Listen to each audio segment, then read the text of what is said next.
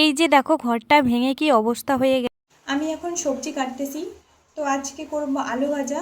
এই যে আলু কাটতেছি, তারপরে এই যে রসুন কেটে রাখছি, তারপরে এই যে দেখো লাউয়ের ডগা, এটা আলু দিয়ে মাখা মাখা করব আর আলু ভাজা। আর বাইরে প্রচুর বৃষ্টি হচ্ছে, রান্না করা যাচ্ছিল না, তাও বাইরে রান্না করতে লাগছে। একটু পরে সবাই খেতে আসবে। আর গ্যাস তো ফুরিয়ে গেছে কবেই, সেই গ্যাস ভরার টাকা নেই আমাদের, তাই অনেক কষ্ট করেই রান্না করছি এখন। তোমাদেরকে দেখাচ্ছি কেমন বৃষ্টি পড়তেছে বাইরে।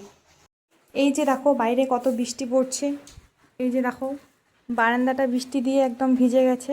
আর এইখানে আমি ভাত বসাই দিয়েছি। গ্যাস না থাকলে কি করা যাবে, এইখানেই রান্না করতে হবে। ভাত আমার সিদ্ধ হচ্ছে। আর এই যে দেখো সিলিন্ডারটা অনেক দিনই শেষ হয়ে গেছে। রান্নাঘর থেকেও আমাদের রান্নাঘর নেই বলাই চলে। আমার ভাতটা সিদ্ধ হয়ে গেছে, এখন ভাতের মারটা ছেঁকবো, তারপরে রান্না বসাই দিব আরও। এই যে দেখো এখানে তেলটা অনেকটাই গরম হয়ে গেছে, তারপর আলু ভাজাটা বসিয়ে দিয়েছি। আমার আলু ভাজাটা হয়ে গেছে, এখন আর একটা সবজি আছে সেটা এখন রান্না করব। এই যে দেখো লাউয়ের ডগা, এটা ভালো করে রান্না করতে হবে।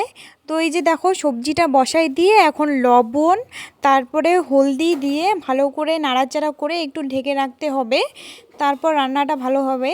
তো দেখো আমার রান্নাটা কমপ্লিট হয়ে গেছে, সবজিটা থেকে অনেক সুন্দর একটা স্মেল বেরোচ্ছিল। আমার রান্না কমপ্লিট হয়ে গেছে, এখন আমি সবজিটা ভালো করে ঢেলে নিয়ে রান্না করে রাখবো, তারপর বাকি কাজগুলো করব। এই যে দেখো সবজিটার কালারটা কত সুন্দর এসেছে। ভিডিওটা কেমন লাগছে অবশ্যই কিন্তু জানাবে। টাটা।